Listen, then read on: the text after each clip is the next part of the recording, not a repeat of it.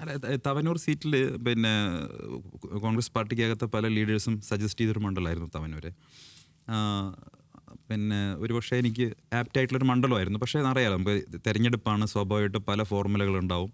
പല ഇപ്പം നിലമ്പൂർ ഇലക്ഷൻ്റെ സമയത്ത് പിന്നെ DCC പ്രസിഡന്റ് ജോയ് ചെയ്ത വലിയൊരു ത്യാഗമുണ്ട്.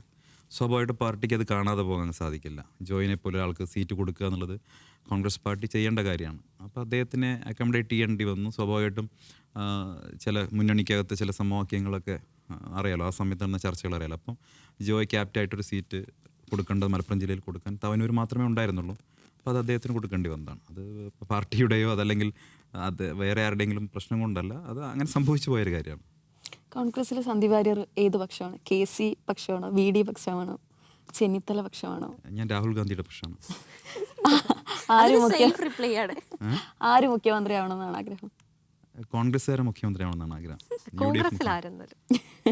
അതെല്ലാം കോൺഗ്രസിൻ്റെ ഒരു പ്രൊസീജിയർ ഉണ്ടല്ലോ. കോൺഗ്രസിൻ്റെ എല്ലാ പാർട്ടിക്കും അതിൻ്റെതായിട്ടുള്ള പ്രൊസീജിയർ ഉണ്ടല്ലോ. ഞാൻ അതിനെ കാണുന്നത് കുറച്ചും കൂടിയും ഇതൊരു നിങ്ങൾ ആലോചിച്ച് നോക്കുക. ഇപ്പോൾ കോൺഗ്രസിനകത്ത് മുഖ്യമന്ത്രി സ്ഥാനത്തെക്കുറിച്ച് ചർച്ചയുണ്ട്, അല്ലെങ്കിൽ മീഡിയ ചർച്ച ചെയ്യുന്നുണ്ട്. CPM-നകത്ത് അങ്ങനെ ചർച്ചയ്ക്ക് പോലും സ്കോപ്പ് ഇല്ലല്ലോ. കോൺഗ്രസിനകത്ത് ഒരു ചർച്ചയെന്ന് പറയാൻ പറ്റത്തില്ലല്ലോ. നമ്മള് കാണുന്നത് മൊത്തം അടിപിടിയില്ല. ഇതെല്ലാം നേതാക്കൾ തമ്മിൽ അടിപിടി ഇല്ലെന്നുണ്ടെങ്കിലും നമ്മൾ പുറത്തേക്ക് കാണുമ്പോൾ മുഖ്യമന്ത്രിയായിട്ട് വരുന്ന നേതാക്കളുടെ ഫ്ലെക്സ് വെക്കുന്നു, പോസ്റ്റർ ഒട്ടിക്കുന്നു. KSU രണ്ടായി ഒരു വിഷയത്തിൽ സമരം നടത്തിയ സംഭവം പോലെ. ഞാൻ ചോദിക്കട്ടെ, അതല്ലേ ജനാധിപത്യം? അതല്ലേ ഡെമോക്രസി? അതോ നിങ്ങൾ പറയുന്ന പോലെ BJP-യുടെയോ CPM-ൻ്റെയോ പോലെ ഏകപക്ഷീയമായിട്ടൊരു തീരുമാനം മുകളിൽ അടിച്ചേൽപ്പിക്കുന്നത്, താഴെ ഇങ്ങനെ എല്ലാവരും അനുസരിക്കുന്നത്, അതാണോ ഡെമോക്രസി? ഒരു മിനിറ്റ്, നിങ്ങളുടെ പ്രശ്നം എന്താണെന്നറിയോ? മീഡിയ പൊതുവെ കേരളത്തിലെ മീഡിയ ഈ നമ്മളെല്ലാം ലെഫ്റ്റ് പൊളിറ്റിക്സ് കണ്ട് ശീലിച്ചുകൊണ്ട് ഈ ഏകകേന്ദ്രീകൃതമായിട്ടുള്ള ഉത്തരവുകൾ, ശിലാകേന്ദ്രീകൃതമായിട്ടുള്ള ഉത്തരവുകൾ, അങ്ങനെ അത് ഇങ്ങനെ എന്താ കല്ലേൽ പിറക്കുന്ന കൽപ്പന എന്ന് പറഞ്ഞാൽ അതിങ്ങനെ അനുസരിച്ച് ശീലിക്കുന്ന പാർട്ടി, ഇതാണ് പാർട്ടി എന്ന് തെറ്റിദ്ധരിച്ച്. അങ്ങനെയല്ല. ഇത് ജനാധിപത്യ രാജ്യമാണ്.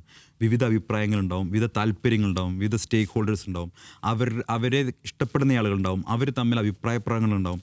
പക്ഷേ കോൺഗ്രസ് പാർട്ടിയിൽ ഇതിനെല്ലാം സ്പേസ് ഉണ്ട്. കോൺഗ്രസ് ഇന്ത്യയുടെ ജനാധിപത്യ സംസ്കാരത്തെ പ്രതിനിധീകരിക്കുന്ന ഒരു പാർട്ടിയാണ് കോൺഗ്രസ്. ആ ഒരു പാർട്ടി മാത്രമേ ഉള്ളൂ, കോൺഗ്രസ് മാത്രമേ ഉള്ളൂ.